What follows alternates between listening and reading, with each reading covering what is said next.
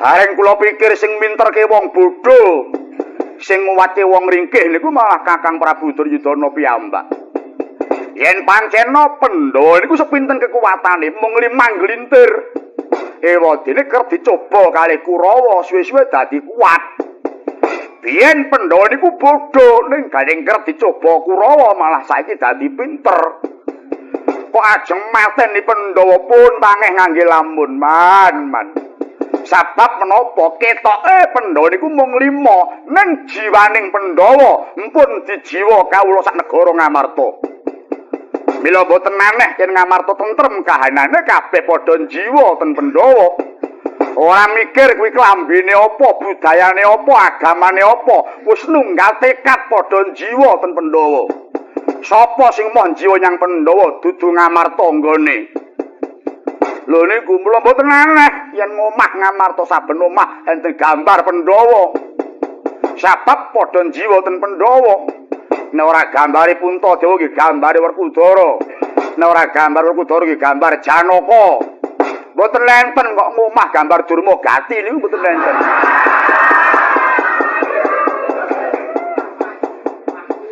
Mila nggih man, nek ndaratur kula nggih pun disigek semanten nggih mawon. Negara Ngamarta dijaluk kali Partadewa mongko niku serayane anak-anak Pandhawa mpun samestine. Oh niku ndek-ndeke wong tuane dhewe saking Kurawa sing padha dakah-dakah. Padha ngetokke ten kamurkane padha wani nempuh ten tumindak sing cidra. Oh alah, man. Wong urip sing digoleki napa? Sampeyan niku saya tuwa, menungsa niku beda kalih ula. Nek ula niku nglungsu, nek menungsa niku boten urung bakal swanten ngayunan mula nggih man. Wiwit sakniki nggo nyicil nyuda dosa. Nyuwun pangapura kalih sing gawe urip. Ampun matur sing tumindak sampeyan nasar niku. Lah wong pripun kula niku ngarani sampeyan dewuh. Jane Pak Kucilik iki agamane apa malah kisruh kula niku. Coba to. Nek Kristen ora tau nyang gereja, nek Islam kok mung KTP tok lho niku mang pikir. Dur sasana. Kowe tak timbali iki ora kok aku nekake dewa takon mangsit iki ora. Kowe tak gawe mrene iki ora kok aku ngundang pendhita takon mejang iki ora. Kekejero kaya manuk branjangan kopat kapita kaya petiting ula tapak angin kowe iki bocah. Bocah ki pintere bilu tau nglakoni durung karuan balik Pak Mucilik aku. Aku wis warek mangan gempalaning jagat. Kowe kok mejang karo aku ki penemumu tekan ngendi nalarmu ki sepira? Lho, ya ampun ngoten, Man. Tumraping Dresasana penemu niku mapane mboten ten nggen umur niku, Man.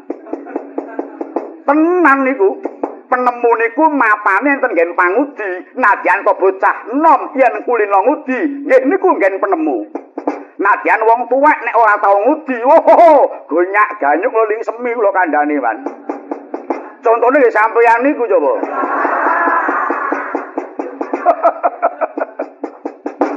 pancen selawase ora tau gathuk kok aku karo kowe iki pancen aku karo kowe iki gihing. Mula wis ora perlu aku ngurusi gurem ceceker. Bakune dina iki piye Kartomarma kowe mangkat inggih bidal. Tirtanata bidal. Durmogat bidal wae lah bidal. Kok ora mangkat ning omah ngopo lho bidal kuwi lho. Gekep ning omah jer.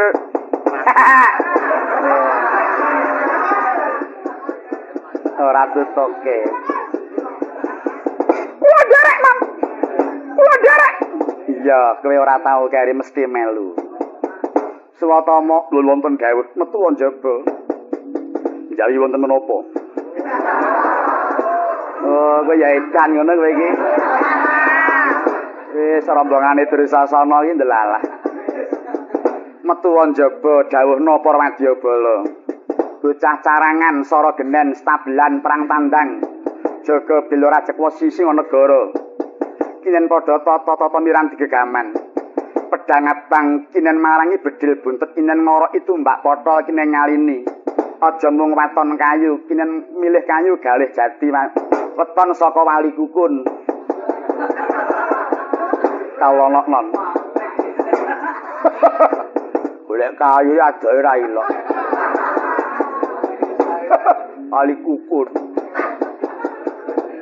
Swatama lho natapa tengara bendhe kaping 3 pisan dandan pindho nglumpuk ping 3 bodol paramadal pasuwatan. Angsah nembah kang piniji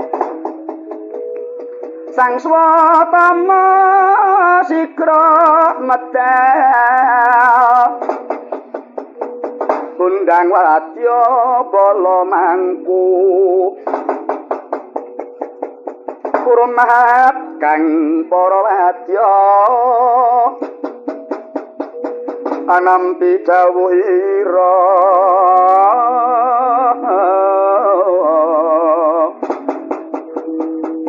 tan wonten kang samya kantun amung nenggo bendhe bidang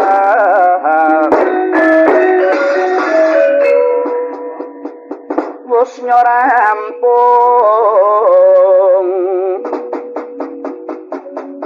sang swatama genya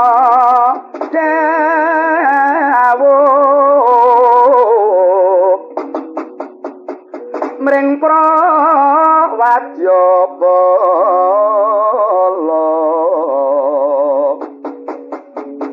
Wastinata lan katiti daya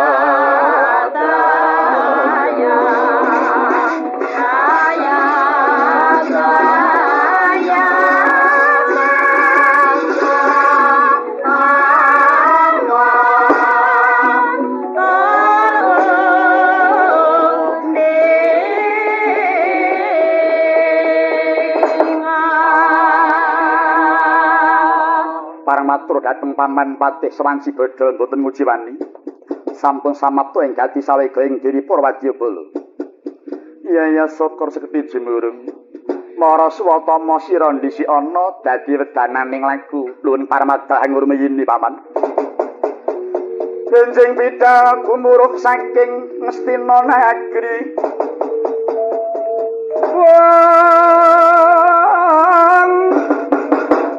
Ingkang pakoswa prapusananira lir surya wedalira saka ing jwalaniti arsa madangi jagat tuk mungup aning sapucak ing ukir merbapak bangsu miret soroting surya mekalan gunung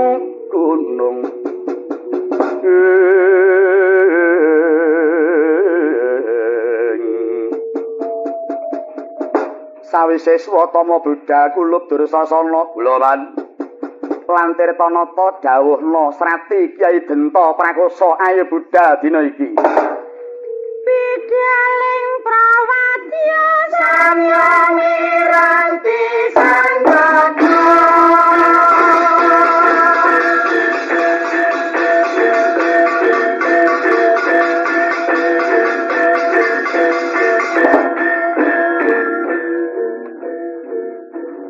enjing bidal gumuruh saking Nagri Hastina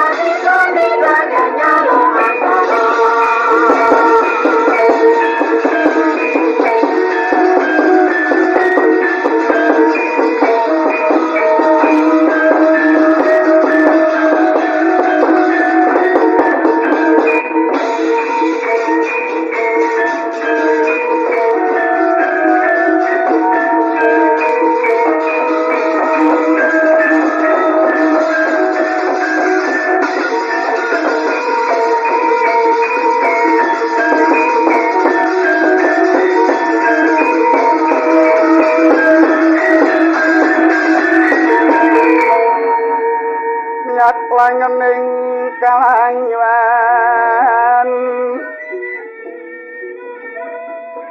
Aklara pandamu uncar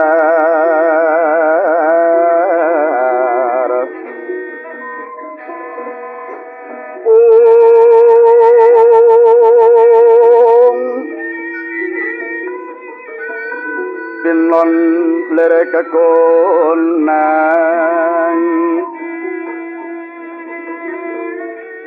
Suram sorote tanpa padang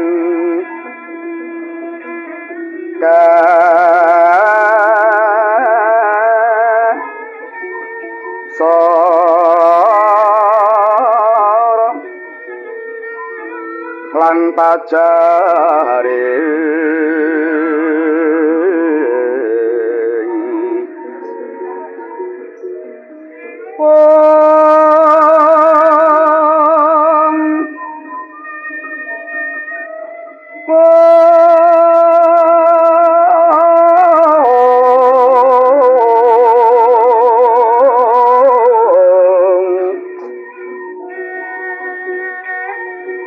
Para nameng kekono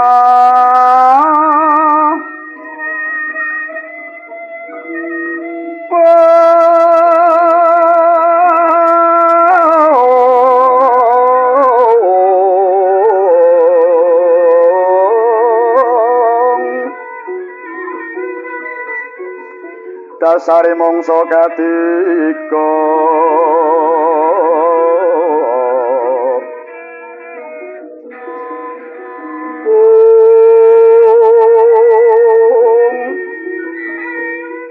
Himmohanawang Hingung Jangan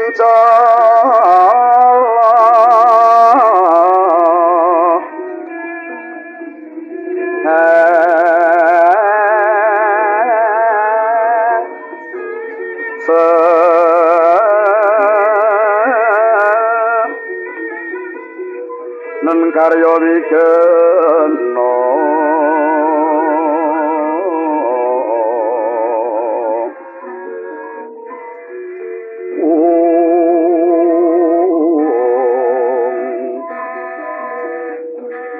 miwah sining wana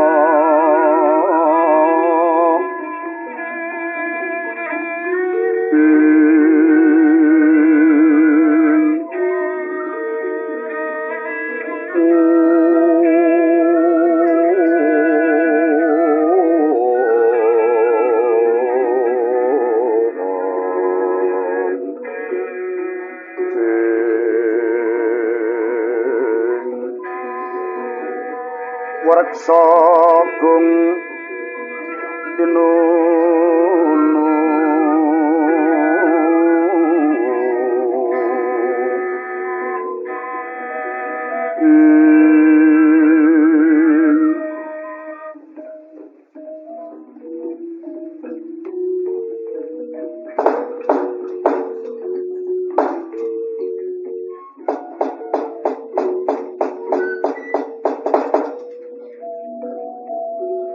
Sumerkang bala lumaris katingasampun bidal para wadya Kurawa saking nagari Ngastina. Ageng jalma menyatan pewilangan Cirandra Tinda sulung arebut marga. Katinga mregata abrit kang busana repta Cirandra kaya wukir kawalagar nergemeng kang busana cemeng Cirandra kaya dandang mungguing pasetran. Nun carat cahyane kang busana jene kaya podhang raton sumeblak padhang kang busana putih yen ginanta kaya kuntul maneba Sarawa. Kerap yai watanga gadhik grincing ing kendali kabarung pangri ing kuda kempreting dipanggopok sur pambur munya brang-brangan lamun to kapiyarsa pangyayah warsa kintegi. Warsa araning Jawah kintegi wana pejaten, wana jati ingkang garing kejawan kumurusak sebawane. Nalika mangke bidaling para Kurawa sampun dumugi jawining rangkap sinigek. Gentya kawuwusing mangke datan kadhe ingkang mapan wonten Pandhapi Agung Nagari Ngamarta.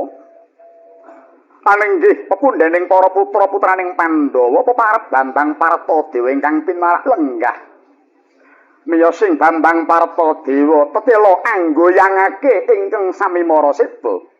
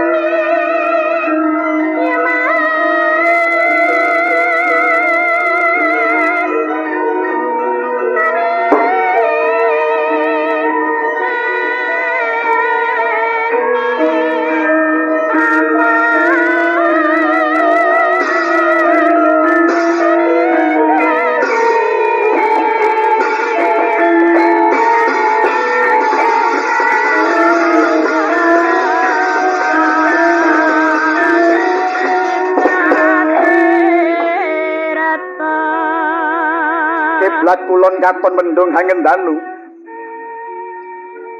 Hangalgi prabaning Basanta kaselo semaring tilatati sesautan. Yayah hilating hilang Rudropati kang ngapso andilat telenging bumi. Katanono peksi ingkang miber labet mulat petenging jagat tinampek hingmando. Temah anggraita yen bakal Jawa Dreswara kelawan Lesus. Sesawangan wong katingal cemeng hanggam menger gemeng sinawung jenggeleking gunung kendeng. Kecukulan ketingal nang layung labet kaperbawan dening spining swasana. Sisih wetan permaing samudra kang kawetesan gisik tinebing jurang kang sarta sela karang. Katingal kurang permana labet wis ndungkap surup surya. Amung swaraning ombak kang katempuh maruta biuram-biuran jumalegur hambentur watu karang. Wasana ngarangesan posisir balabar ing pasir kang gumelar. Sawetara peksi lawet lawan raja walitasi wani saliweran sesambaran sanginggiling samudra. Sekedap-sekedap anglayangan ilingaken dununging Minajaladri. Kadadahan iyup nyaut soleng memangsan temah kagiat punang Burantoya. Pinggiring kali kenongo ing mangke wonten kadaton ingkang winangun endah. Sarawibawira dasar sentosa. Anenggih menika ta gumelaring nagari Ngamarta ya Praja Ngendraprasta. Ya nagari Mbatana Kawarsa ya Karaton Cintaka-pura. Purayaga ngadhapur joglo kang rinengga. Sinambung wisma hawangun jamur barat kang nedeng megar tuwin bangsa tetanjingan ingkang sedaya katingal teguh sarta sentosa turta rinengga-rengga datan kuciwa. Katingal saka Guru Sila Prabawukta telung prangkul gedene Kau tinapah tinatur enggo dilambar sisi ing naga. Sinangga umpak gongake swasa kapindho. Siraing Sardula kang ajejamang mekaring kembang terate. Jerambah silakaca jejobinan linis jenar cinawi cakrik kukila gilar-gilar panyayah babut ingkang ginelar. Talundake selerekta sanebah ambane sacengkang kandeli. Tinunda-tunda cinambian joge ing palataran jembar kang tanpa pagut. Sinambet gumelaring alun-alun. Sedaya pewangunan pinayu werksa balayan kang wis sirep rinakit sesirapan. Jroning puri sinar tan renggan damar sewu tanpa wicalan rinonce-ronce sesetya rukmi gading. Kegandengan katingal renteng-renteng sarwa patut. Kawimbuh beteng kandel jagang jroang ngubengi ing kadaton ngendra prasta. Katambahan dinajek waja adapur warastra. Gapurane winangun menara jinangkepan wiwara tosan blebekan rangkep songo. Tengahing alun-alun tinanduran waringin kurung sekembaran pinangka tandha ateging nagari. Dalah rineksa marang pusaka kang arupi mriyem nama Kyai Duda lawan Kyai Dendra.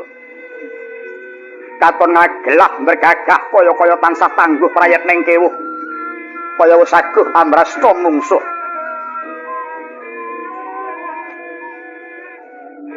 Nalika mangke negari Ngamarta katilar dening para Pandhawa.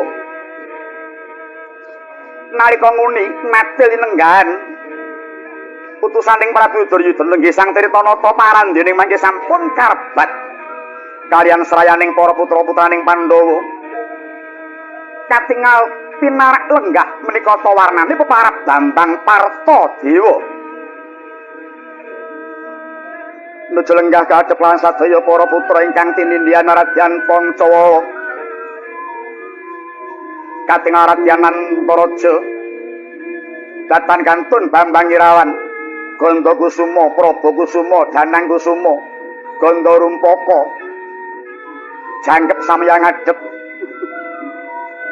Pantara dangu katingal sawaning satriya saking Dwarawati atmajaning Prabu Kresna inggih Raden Setyaka ingkang sesaring kelawan ingkang pamandhian Setyaki sigra marak mangarsa mangkana wijining pangandika.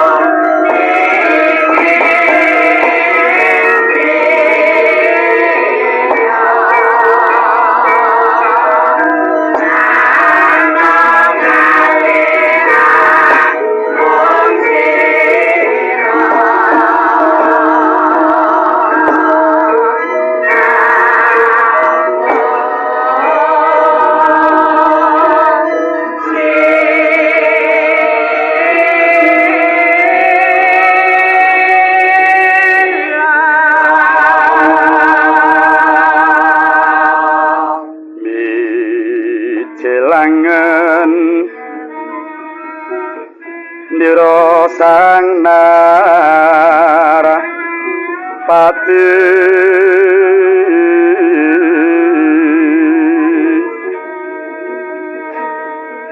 lampah ira alon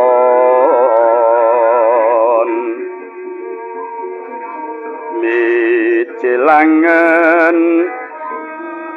nira sang nara pati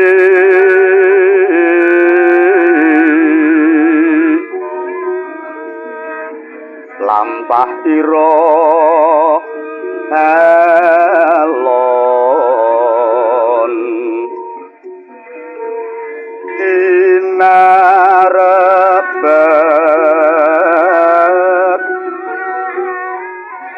bacaya yuwaranan nira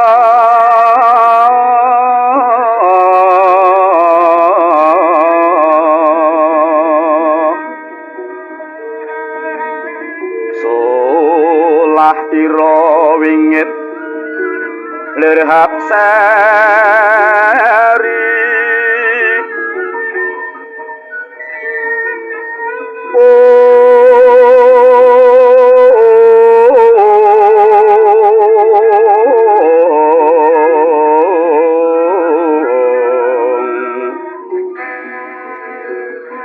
sang Narapati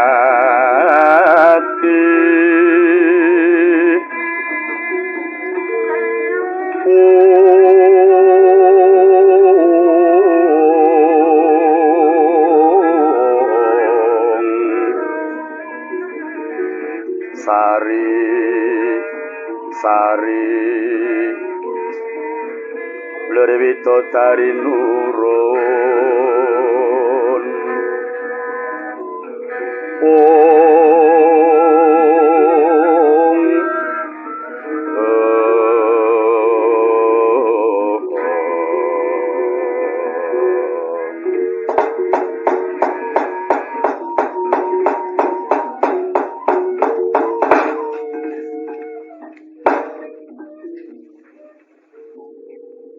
mengkota kulup Pancawala kawula nuwun wonten timbalan ingkang adhawuh Kangjeng Rama mara prayogakna dhihen kulup awit wangune iki ana tamu kawula nuwun kados boten kirang prayogi anggen kula ngabiyantara sungkem kula mugi kunjuk ya wis dak tampa banget panarimaning sun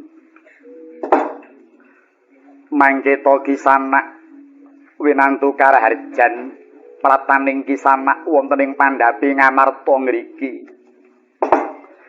kawula nuwun inggih Kangjeng Rama lulus Raharja pisowan kula kalis ing urbeda manggih ing kayiwanan wangsul kula ngaturaken pangabekti mugi kunjuk wonten sahandhaping pepada sampun kula tampi dawah sami-sami pangabekti saking jengandika kisanak ingkang wonten pengker sami Raharja kula nuwun inggih dhateng kapundi paring permagi paduka Raden wangsul kula ngaturaken sembah mugi kunjuk inggih Raden sampun kula tampi dawah sami-sami sampun kasengguh menawi kula mitambuh jalaran kula dereng wanuh kaparenga kula nila ganda jengandika Raden Sarimbit menika saking pundi sinten sinambating wewangi kula nuwun inggih Kangjeng Rama sakderengipun kula munjuk atur langkung rumiyin mugi parma paduka Hanjabel basa paduka dhateng kula saha kula nyuwun mugi kula tuwin pepundhen kula ing wingking menika kaanggepa kados dene kadang kula enem Yayi Pancawala ya kisanak ora liwat hambung manut marang apa kang dadi aturing kisanak nuwun inggih ngaturaken penuwun Kangjeng Rama menawi paduka ndangu kaliyan kula wingking saking nagari Ndwarawati atmajanipun Kangjeng Rama Prabu Bathara Kresna nami kula pun Setyaka wondene kula kaleres bapa pamanipun putra kula pun Setyaka wingking saking swala bumi nami kula pun Setyaki Sawise satata lenggah paran pawartane Raden Sarimbit rawuh ana ing praja Ngamarta kene. Kula nuwun inggih Kangjeng Rama malih-malih menapa? Sumangka pangawak Bajra sowan kula sesarengan kaliyan Paman Setyaki.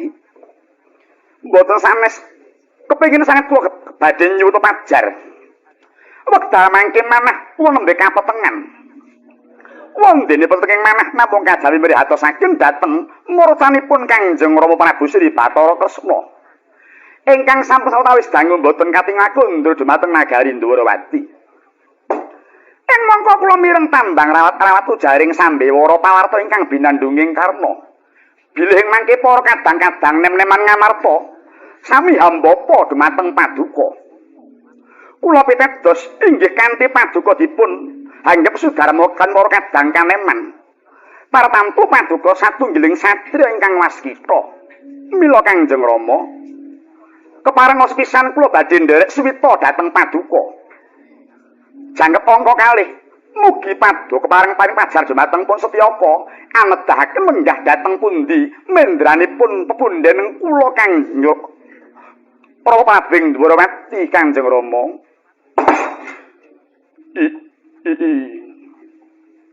Raden Setyaka wis tak tampa paswitaning Raden lan manawa Raden kepengin nyara widekake murcaning Kang Rama. Pun bapa durung bisa paring dawuh. Malah ndak pundhut kapara Raden sawetara mapan ana ing praja Ngamarta kene. Ya kanthi Raden mapan ana ing praja Ngamarta mbok menawa kena kanggo lelantaran bakal timbule Kang Rama ing Ndwarawati. Kula nuwun inggih ngestuaken dawuh Paduka Kangjeng Rama. Inggih. Kula ingin namung dherek keparipun Raden kula badhe suwita ing Paduka nderek rumeksa suwing negari Ngamarta ing mangke Raden. Lan wuruhan ana kabeh para putra. Anggone ingsun mapan ana ing praja Ngamarta iki ora kepengin adhedhakah mengku kamukten Ngamarta. Kajaba pun bapa nuruti marang panyuwuning putraku Pancawala sakadang. Ingkang wigatipun bapa bakal nerusake marang lelabuhaning para Pandhawa. Lamun Pandhawa wis kundur, negara Ngamarta tumuli bakal ndak caosake bali marang para Pandhawa. Ya mung kekudanganing pun bapa marang kabeh para putra. Sira kang wis saguh dadi satriyaning praja. Aja lali tansah ambudidaya ngupaya marang marganing karahayen. Kanjeng Rama mugi keparenga paring pitungkas menggah menapa margining karahayen menika wau Kanjeng Rama. Inggih keparenga Punantaraja inggih nyuwun dawuh.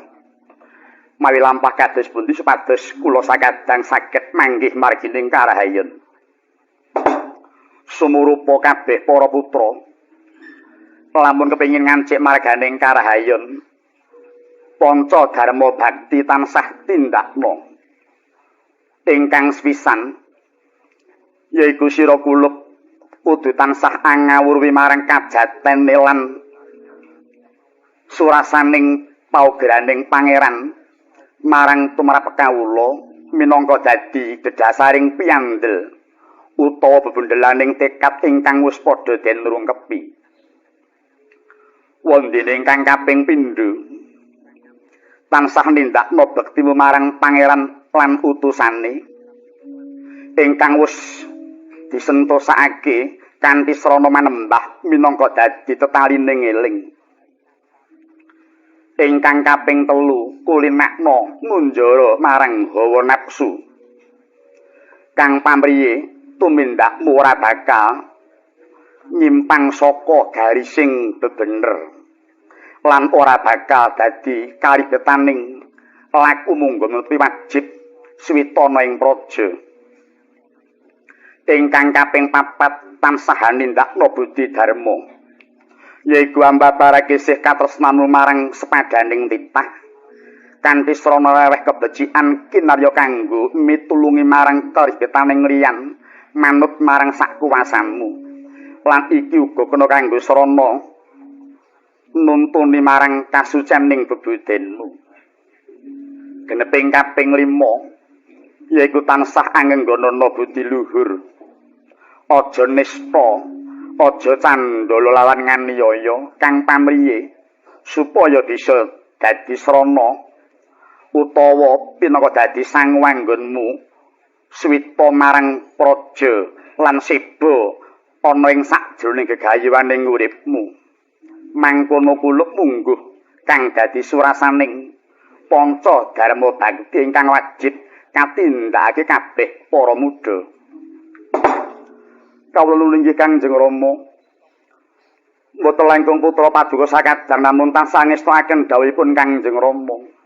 Kawula nulinggih pajar manah kula Kangjeng Rama, kepareng paduka paring tuntunan dhateng putra paduka Panusetyaka. Kajaba saka iku kulup siraja padha kaget. Mbok menawa ora bakal suwe negara Ngamarta kene bakal nemu pacoban. Nanging pacoban kang bakal tumempuh iki malah kena kanggo srana angungkal marang kawaspadaning kabeh para putra-putraku. Lang-langing driya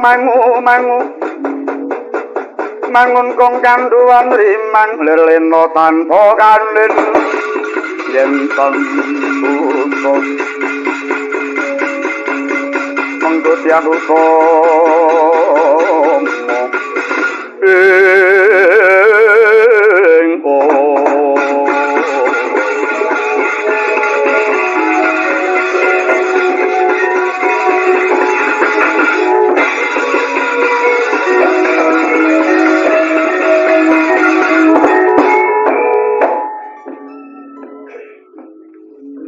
ingsun wis padhakake Trigangga ingkang marak ana ngarasaning ingsun. Kawula nuwun inggih Gusti.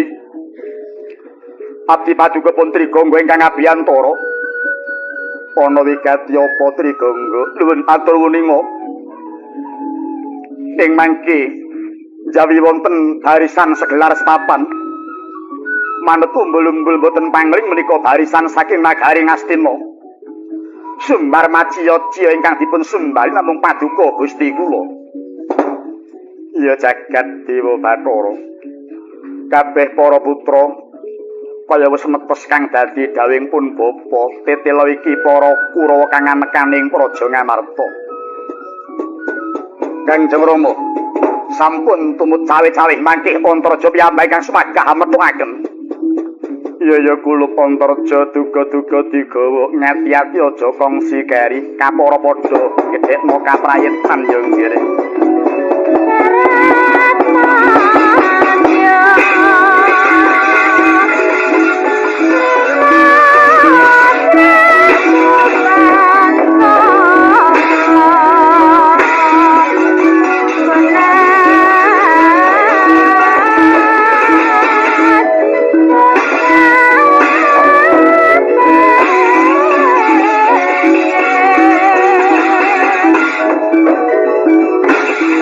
Yeah.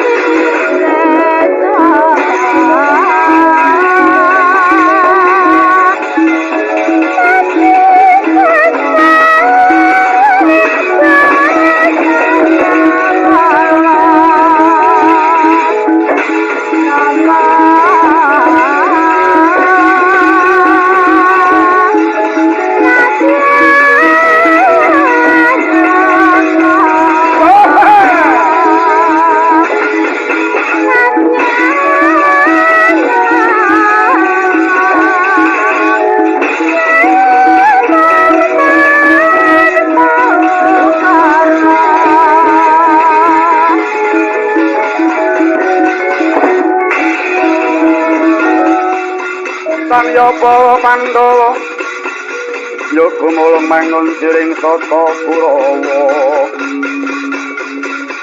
tambah kunci surokatit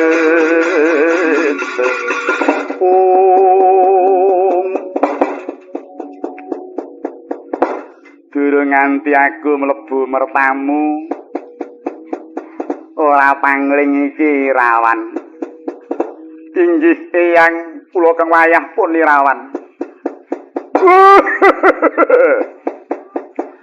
Irawan malang kagak karo wong tuwa tanpa ngejeni malang kerik ana ngarepe wong tuwa iya sing ati-ati ya Dur nggih Mas